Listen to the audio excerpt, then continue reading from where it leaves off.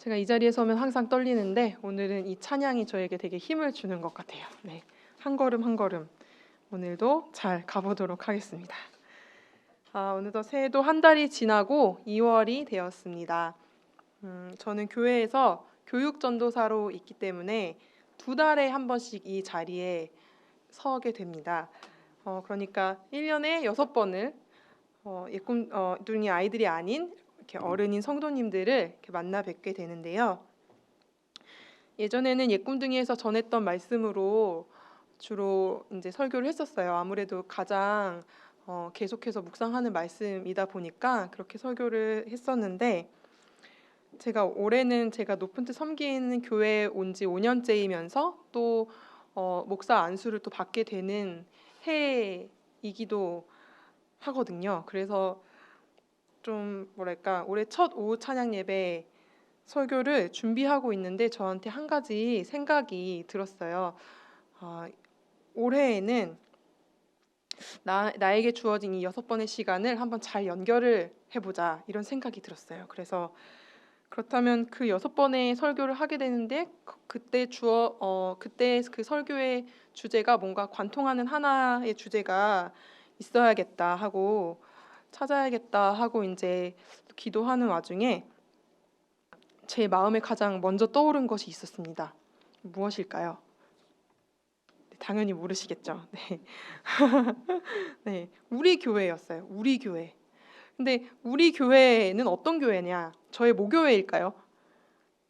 아니고 바로 높은 뜻 섬기는 교회였습니다. 물론 저에게는 모교회도 있고 신대원 대학원 다니면서 이렇게 거쳐온 교회들이 있긴 하지만 지금 저의 마음에 가장 크게 자리 잡고 있는 사랑하는 나의 교회가 바로 높은 뜻 섬기는 교회이기 때문입니다. 그래서 먼저 기도했습니다. 하나님, 제가 5년째 이렇게 한 교회를 섬길 수 있게 해주셔서 참 감사합니다. 그리고 두 번째로는 높은 뜻 섬기는 교회 성도님들이 모두 하나님 뜻대로 살아가는 복을 누리게 해주세요 하고 기도하는 그런 시간이 되었습니다. 설교를 준비하면서. 그래서 이렇게 뭔가 화기애애한, 저만 느끼는 느낌인가요? 가운데 제가 시 하나로 먼저 문을 열어보려고 합니다. 숲이라는 시입니다. 나무 하나가 흔들린다. 나무 하나가 흔들리면 나무 둘도 흔들린다. 나무 둘이 흔들리면 나무 셋도 흔들린다. 이렇게 나무 하나의 꿈은 나무 둘의 꿈, 나무 둘의 꿈은 나무 셋의 꿈. 나무 하나가 고개를 젓는다. 옆에서 나무 둘도 고개를 젓는다. 옆에서 나무 셋도 고개를 젓는다. 아무도 없다. 아무도 없이 나무들이 흔들리고 고개를 젓는다. 이렇게 함께. 우리 교회에 나무가 참 많잖아요. 봄이면 목련에 꽃이 피고 목련나무에, 또 여름에는 푸른 나무들 볼 수 있고 가을에는 은행나무들, 그리고 어저께 교회 올라올 때는 아침이니까 이렇게 나무들에 이렇게 서리가 이렇게 피어 있는데 예쁘더라고요. 그리고 교회를 둘러싼 배나무들, 봄만 되면 이렇게 하얀 꽃을 볼 수가 있죠. 이 시에서 나무는 하나, 둘, 셋 이렇게 자신 하나로 존재를 하고 있는데 하나로 존재하면서 자기 혼자만의 움직임을 갖고 있습니다. 근데 하나가 흔들리니까 둘도 셋도 함께 흔들리게 되고, 고개를 저으니까 둘도 셋도 같이 고개를 젓습니다. 여기서 시인이 나무 하나의 꿈은 나무 둘의 꿈이고 나무 셋의 꿈이라고 이렇게 말하고 있습니다. 이게 이렇게 하나, 둘, 셋으로 돼가는 과정은 서로 공감하고 서로 공동체가 되어간다는 그런 뜻을 가지고 있어요. 저는 이 시를 읽으면서 우리가 잘 아는 전도서 4장 12절 말씀이 생각이 났는데요. 한 사람이면 패하겠거니와 두 사람이면 능히 당하나니 삼겹줄은 쉽게 끊어지지 아니하느니라. 이 말씀 모두가 아시죠? 제가 이 시간에 우리가 각자가 이 높은 뜻 섬기는 교회 높선마루에 심겨진 나무라고 생각하면서 옆에 계신 분들과 손잡고 말씀을 읽으려 했으나 지금 때가 때이니만큼 손은 잡기는 좀 힘들겠고요. 옆에 앉은 분과 눈인사를 하면서 한번 삼겹줄은 끊어지지 않습니다. 이렇게 얘기해 보면 좋겠습니다. 네, 삼겹줄은 끊어지지 않습니다. 네. 아멘. 믿음에 굳게 뿌리 박은 나무가 되어서 믿음의 본보기이신 예수 그리스도를 우리가 닮아가고, 그리고 그런 서로를 우리가 닮아가면서 단단하게 연결이 되기를 바랍니다. 또 올 한 해에 우리에게 맡겨진 그런 사명들을 우리가 함께 손잡고 잘 감당하면서 또 교회 공동체의 힘을 경험하는 그런 높은 뜻 섬기는 교회 성도님들 되시기를 또 소망합니다. 오늘 본문에 사건이 일어난 장소는 가버나움 예수님 집입니다. 예수님이 집이 진짜 예수님의 집이냐 아니면 베드로의 집이냐 이런 것에 대해서는 여러 가지 견해들이 있지만 본문 자체로 직역을 하면 그가 집에 계신 것이에요. 그렇기 때문에 예수님이 어느 집에 어느 거처에 머물고 계시다는 것을 알 수가 있습니다. 그런데 이것이 소문이 되어서 막 퍼져나가게 되었어요. 그래서 2절에 많은 사람이 모여서 문 앞까지도 들어설 자리가 없게 되었다고 하는데 그렇게 된 상황입니다. 장면이 생생하게 그려지는데요. 이 본문을 보면 이웃 동네 나사렛에서 말씀 사역을 마치시고 돌아오셨어요. 예수님이. 그리고 이제 거처에서 좀 쉬고 계시는데 이제 예수님이 마치 세계적인 스타가 되신 것처럼 사람들이 소문을 듣고 예수님 집 앞에까지 다 막 몰려서 진을 치고 있는 거예요. 요즘 연예인이라고 치면 사생팬이라고 하죠. 이렇게 막 침범해갖고 들어와서 앉아 있는. 근데 이 사람들은 누구였을까? 아마도 치유를 받으려는 사람들이었을 것입니다. 1장에서 예수님은 마가복음 1장에서 귀신을 쫓고 나병 환자를 고치는 듯 기적을 그런 행하시면서 또 말씀을 전하셨습니다. 당시에는 이렇게 기적을 행한다 하는 사람들이 꽤 있었는데요. 이렇게 기적을 행한다고 하는 그런 선생들, 그런 교사들에게는 많은 무리들이 따랐습니다. 갖가지 병들로 고생하는 사람들이 많았기 때문입니다. 그래서 이교도들이 쓰는 주문을 하지 않고서도 기적을 행하는 예수님께 많은 사람들이 따르는 것은 당연한 일이었습니다. 그리고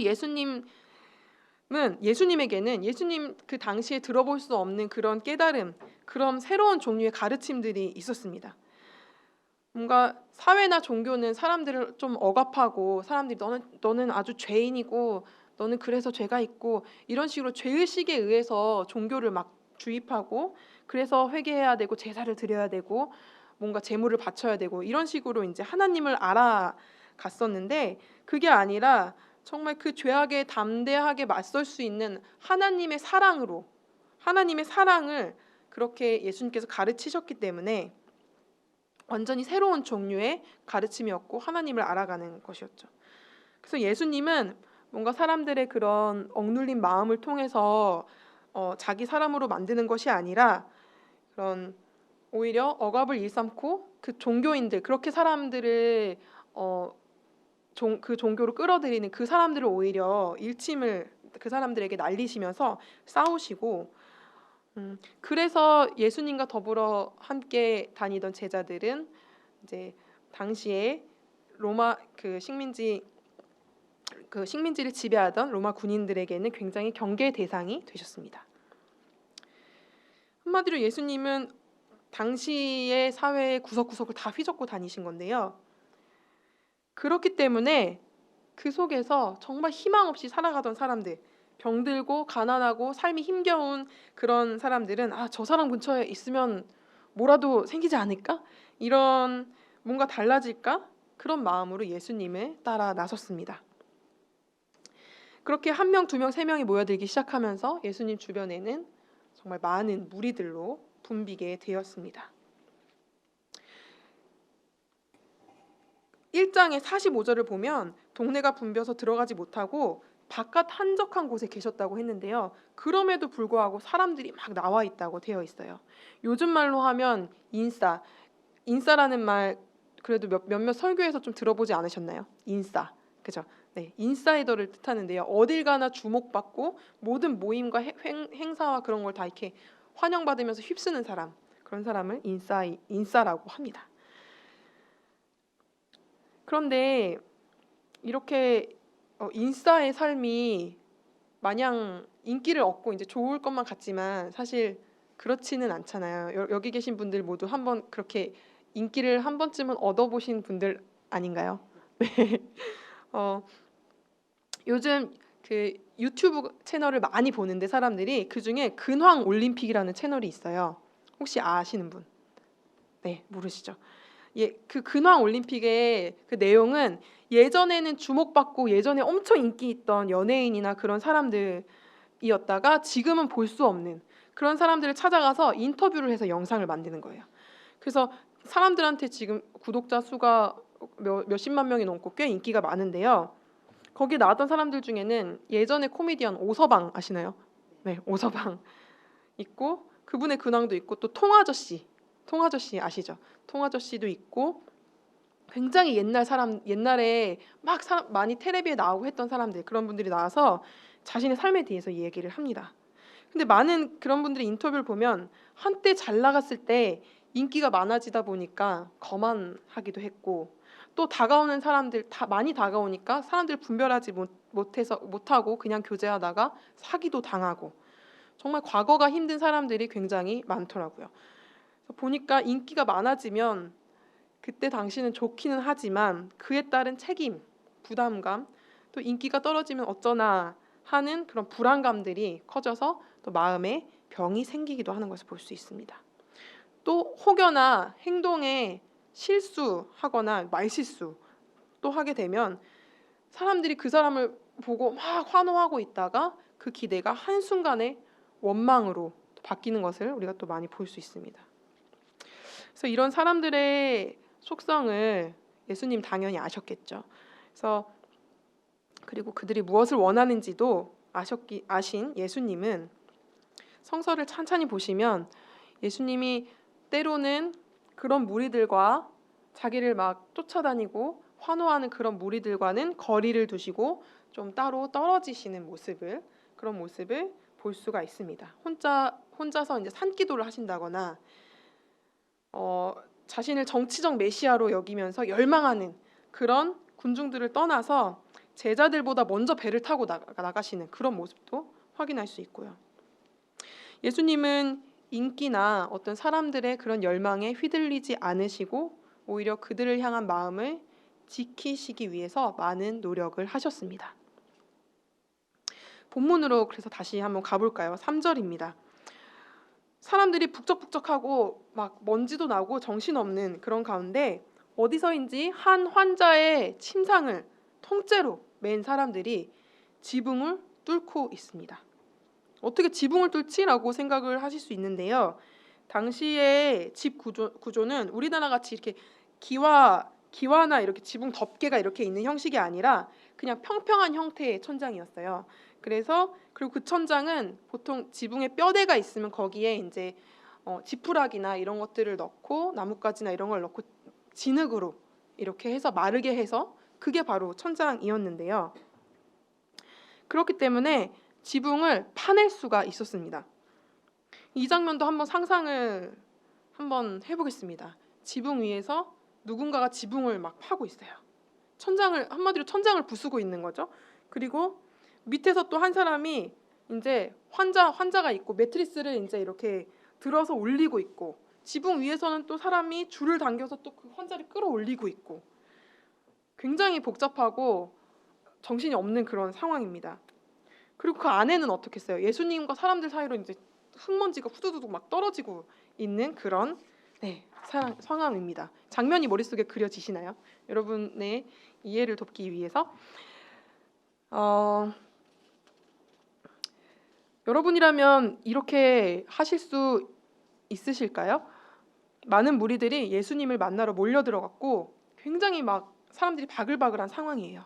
예전에 저는 맛집 앞에서 제가 맛있는 걸 되게 좋아했거든요. 그래서 지금도 좋아하지만 대학교 때 저는 여대를 나왔는데 친구들은 미팅하러 다닐 때 저는 맛집을 찾으러 다녔어요. 그런데 맛집 앞에서 꽤 오랜 시간을 줄 서 보기도 했는데 요즘에는 좀 뭐 그렇게까지 해서 먹나 싶더라고요. 어쨌든 사람들이 그렇게 많은 그런 상황 가운데에서 이 복잡한 난관을 다 거쳐서 이렇게까지 지붕을 뚫고 예수님 앞에 나아간다는 것은 정말 간절한 마음이 아니고서는 불가능했을 것입니다. 어디서 이렇게 간절한 마음이 나왔을까요? 이 사람들은 그리고 대체 누구일까? 누군가는 이 사람들이 그 환자, 침상에 누워있는 환자의 종이다라고 해석하는 사람들도 있는데 5절에 보면 예수님이 그를 메고 온 사람들의 믿음을 보시고 라는 구절이 있어요. 그래서 그걸 보면 주인의 명령에 수동적으로 움직이는 그런 사람들은 아닌 것으로 우리가 볼 수 있습니다. 그래서 이웃 또는 친구라고 보는 것이 더 정확하겠습니다. 이 환자와 그 환자의 이웃, 친구들은 이 아픈 사람의 병자리를 그 병상을 들쳐매고 언제 다시 만날지 모르는 예수님을 향해 그 중풍이라는 병, 우리 지금으로 하면 뇌졸중 같은 거예요. 그래서 그것을 힘겹게 싸우고 있는 한 타인의 인생을 온 힘을 다해서 바쳐 올렸습니다. 온 몸으로 드리는 기도가 바로 이런 것이 아닐까요? 굉장히 감동적인 장면입니다. 그런데 여기서 예수님의 반응은 어떠했을까요? 우리 잠시 이제 그 타임이 왔어요. 그 타임이 와서 5절을 같이 읽도록 하겠습니다. 5절을 같이 읽는데 뒷부분에 작은 자야부터 읽을게요. 같이 읽겠습니다. 작은 자야 내 죄 사함을 받았느니라 하시니. 오늘의 본격적인 이야기가 바로 여기서부터 시작이 되는데요. 예수님은 중풍병을 앓는 이 환자를 향해서 이렇게 말씀을 하셨어요. 작은 자라는 것은 예수님께서 자신의 치유 능력을 믿고 몸을 맡기는 그를 자신을 따르는 자다라고 여기고 이렇게 말씀하신 거예요. 이복에 자네의 죄가 사하여졌다네 이렇게 말씀을 하셨어요.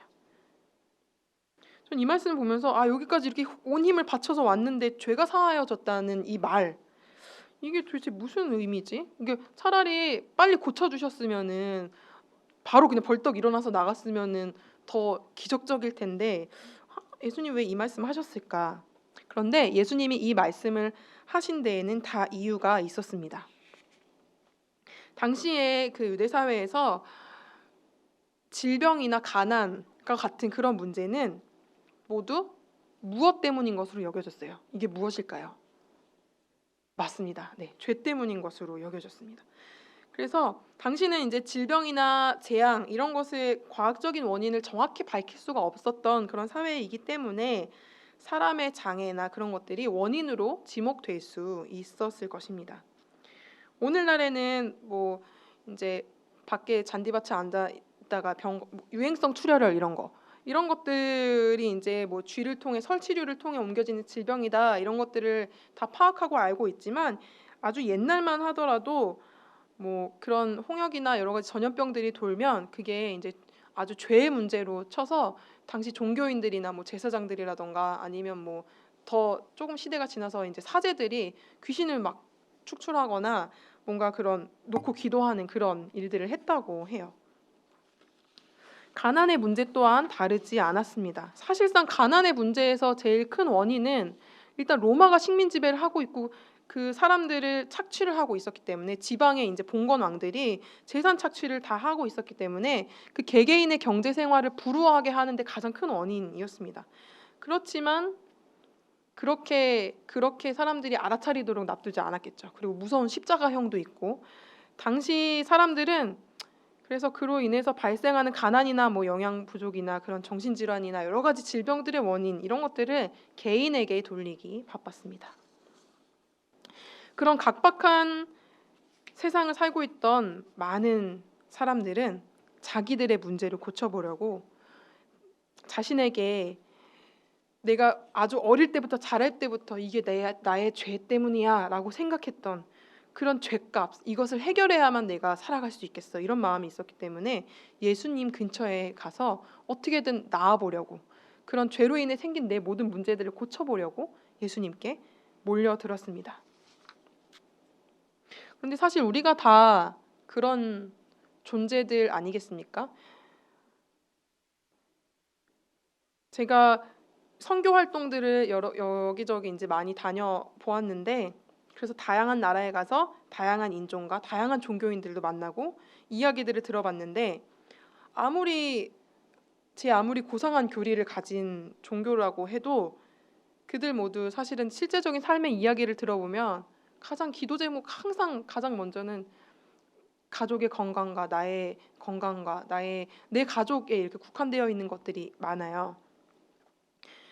우리의 인생도 얼마나 해결해야 될 문제가 많습니까? 저희 부모님은 믿음이 없으시지만 제 동생이 20대 때 쓰러졌을 때 아빠가 갑자기 교회에 나와서 기도하시던 그 모습을 아직도 기억을 하고 있어요. 그래서 우리는 정말 내 문제가 해결되어지지 않고서는 참 다른 인생을 향해서 손을 내밀고 다른 인생을 좀 돌아봐주고 이러기가 참 힘든 그런 사람들입니다. 그런 연약한 존재들입니다. 그리고 우리는 많은 죄의 유혹에서 살아가고 있는 그런 사람들입니다. 이게 나쁘다는 것이 아니라 이게 그냥 우리가 직면하고 있는 현실이고 이게 바로 우리의 존재라는 존재론적인 그런 인식이 바로 그렇다는 것이죠. 그런 마음으로 모인 무리들이 웅성웅성거리면서 예수님이 뭐라고 하시는지 한 말씀이라도 더 들으려고 하던 그때에 누군가 지붕을 뚫어 버린 것입니다. 이제 예수님은 그 뚫린 지붕을 향해서 그 전부터 이제 뭐가 막 떨어지니까 알고 계셨겠죠. 뭐지? 하고 이제 한 사람이 침상에 들린 한 사람이 내려오는 것을 목격을 하셨습니다. 수많은 사람들은 자기 문제를 해결하기 위해 왔는데요. 이 사람은 누군가의 도움으로 지붕을 뚫고 내려왔어요. 그리고 예수님은 이 마을에 오랫동안 중풍이라는 병을 앓았던 그 한 사람을 고치러 나서는 사람이 그동안은 한 명도 없었다는 사실을 알게 되셨습니다. 예수님의 말씀을 들으려 많은 무리들이 몰려 있었지만 예수님은 친구들이 병자의 침상을 지붕을 뚫고 오는 것을 보고 나서 그때서야 말문을 여셨습니다. 이제 5절 말씀 전체를 다 한번 같이 또 읽어보겠습니다. 눈을 뜨시고 함께 읽겠습니다. 5절입니다. 예수께서 그들의 믿음을 보시고 중풍병자에게 이르시되 작은 자야 내 죄 사함을 받았느니라 하시니. 여기서 예수님의 말씀을 자세히 살펴보겠습니다. 내 죄가 용서받았다 라고 말씀하시는 그 앞에 뭐가 붙어 있죠? 네, 그 중풍병자에게 이르시되 맨 앞에 무엇을 보시고? 네, 맞습니다. 그들의 믿음을 보시고.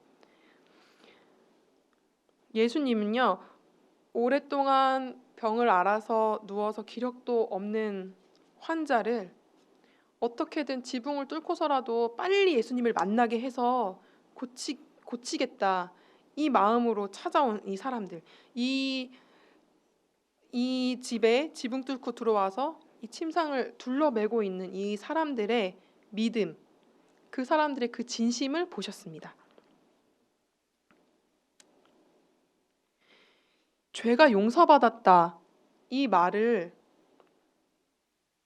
여러분들이 이 자리에 있는 그 모습을 보고 있는 내 문제를 고치러 온 사람이라고 한번 생각을 해보시면 어떤 그 말을 내가 이렇게 예수님에게서 들었을 때 어떤 마음이었을까요? 조금은 우리의 마음을 찌르는 말이 되진 않았을까? 그리고 종교인들, 율법사들, 이 서기관들이라고 돼 있는데 이 사람들한테는 아주 당황스러운 말씀이 되었을 것입니다. 실제로 그렇게 당황스러운 말씀이 되었어요. 죄사함은 하나님만이 하실 수 있는 영역인데 우리가 그 말씀을 또 가르치는 자들이고 그런데 어찌 감히 예수님이 신성한 영역을 침범했다고 이 사람들은 여겼습니다. 7절에 보시면 이 사람이 어찌 이렇게 말하는가 신성모독이로다 오직 하나님 한 분 외에는 누가 능히 죄를 사하겠느냐 이렇게 이야기를 하고 있죠. 그러나 예수님은 그들의 생각을 중심에 아시고, 중심에 아신다는 것은 그의 영으로라는 뜻입니다. 하나님의 영으로 주님은 서기관들의 그 생각을 다 아시고 본인이 인자, 곧 하나님의 아들이고 하나님과 동등한 존재라는 것, 그래서 자신에게 죄 사함의 권세가 있다는 것을 분명히 말씀을 하셨습니다. 그리고 이윽고 중풍병자에게 일어나 내 상을 들고 가지고 걸어가라 하셨고, 그는 정말로 놀랍게도 모든 사람 앞을 정말 그 상을 들고 걸어 나갔습니다. 터벅터벅. 할렐루야.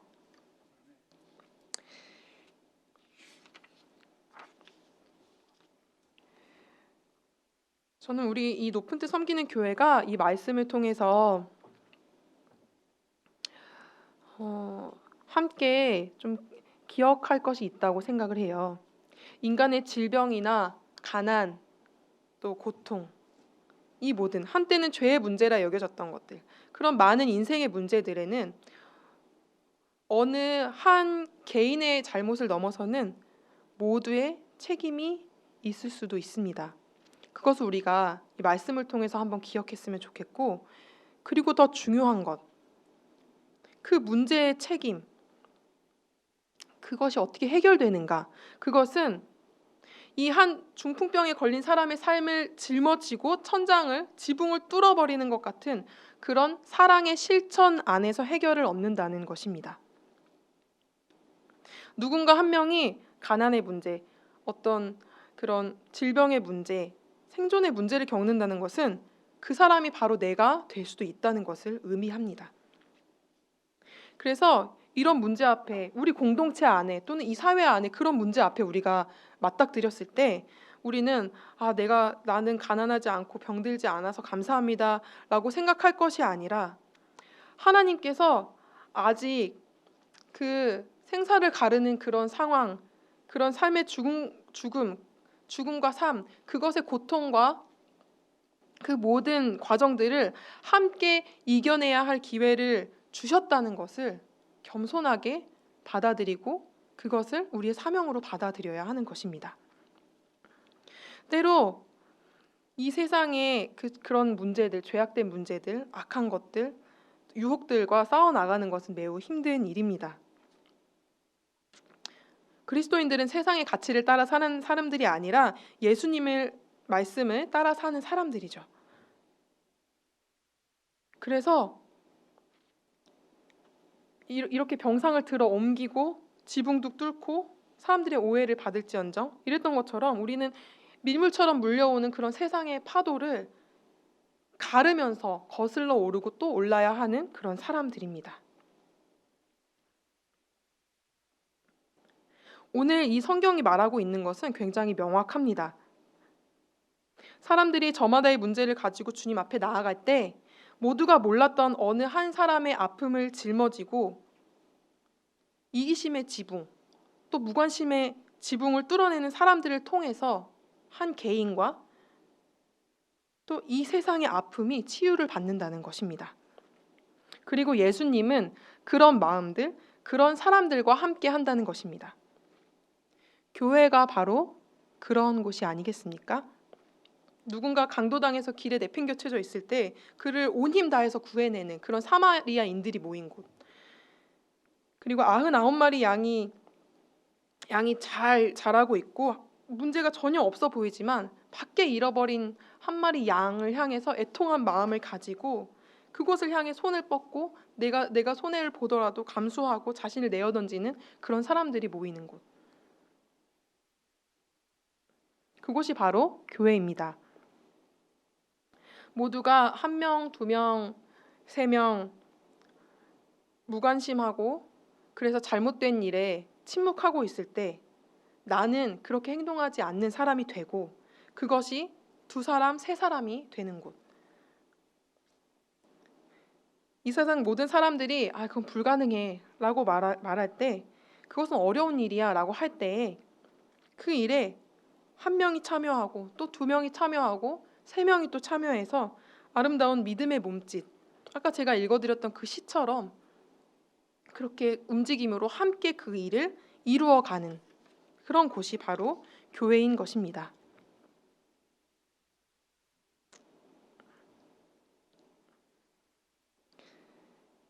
자신의 오래된 병상을 이렇게 짊어진 친구들이 지붕까지 다 뚫어버렸을 때 환자는 어쩌면 원래는 되게 무기력하고 난 이제 이렇게만 살 수밖에 없어라는 사람일지 몰라요. 그런데 그렇게 뚫려서 예수님 곁으로 내려오게 되었을 때 환자와 예수님의 눈이 마주쳤겠죠? 그리고 예수님이 그 환자를 향해 또 그 친구들을 향해 이 목에 자네의 죄가 사하여졌다네 이렇게 말씀을 하셨습니다. 이 환자는 예수님의 그 따뜻한 말씀을 듣고 몸 안에서 굳어져 있었던 차가웠던 그의 몸이 따뜻해지고 온기로 새로워졌습니다. 그런 격려와 위로, 그 모든 상황 가운데서 그 사람을 향한 그 사랑의 마음이 함께 이렇게 모였을 때에 그 사랑이 그의 온몸을 감싸기 시작하고 그것이 물론 예수님의 능력으로 이루어진 것이지만 몸을 다시 일으킬 수 있는 그런 원동력이 되었습니다. 이제 그는 더 이상 어디에 처박혀서 움직이지 못하고 죽음을 기다리고만 있는 존재가 아니라 스스로 내 침상을 들고 걸어나가는 그런 건강한 사람이 되었습니다. 하나님의 역사하심이 이와 같습니다. 하나님은 우리가 서로 사랑함을 통해 역사하십니다. 그리고 이 세상의 문제, 죄악들은 그 사랑이라는 빛 안에서 힘을 잃습니다. 우리가 이것을 정말 굳건하게 믿고 나아가야 합니다. 저는 우리 예꿈둥이 아이들의 모습 속에서 그리고 그 아이들을 바라보는 선생님의 눈빛에서 그 헌신에서 그리고 함께 찬양하는 청년들 안에서 또 함께 이렇게 예배드리는 우리 성도님들 안에서 그런 것들을 느낍니다. 그 사랑을 경험을 합니다. 우리가 더욱더 서로를 향해서 손을 내밀고 용기를 내면서 또 이렇게 사랑의 노력을 할 때에 주님의 죄사함이 또 회복이 또 치유가 우리 안에 넘쳐날 것입니다. 우리는 죄를 사하시는 주님을 통해서 기꺼이 사랑할 수 있는 자격을 얻은 사람들입니다. 그래서 서로의 삶을 나누고 정말 내 몸과 같이 여기면서 마음을 주고 사랑하기를 주저하지 마시기를 바랍니다. 또 더 나아가서 정말 이 중풍병 환자를 어깨에 둘러맸던 그 친구들의 간절한 마음처럼 또 우리 공동체뿐만 아니라 이 세상의 아픔들 또 버려져 가고 잊혀져 가는 그런 존재들을 기억하고 또 함께 그 무게를 짊어지고 함께 주님 앞으로 나아가시면 좋겠습니다. 그래서 정말 불가능하다고 세상이 소리치는 것들, 그런 것들의 지붕을 뚫고 그런 장벽들을 사랑이 가지 못하게 하는 그런 장벽들을 우리가 정말 예수님의 그 사랑으로 함께 뚫고 넘어가서 그곳에 정말 믿음의 뿌리를 심고 세우는 우리가 되기를 바랍니다. 그렇게 하나님 나라라는 숲을 이뤄가게 되기를 바랍니다. 하나님은 그런 교회와 더불어 함께 기뻐하시는 분이신 줄을 믿습니다.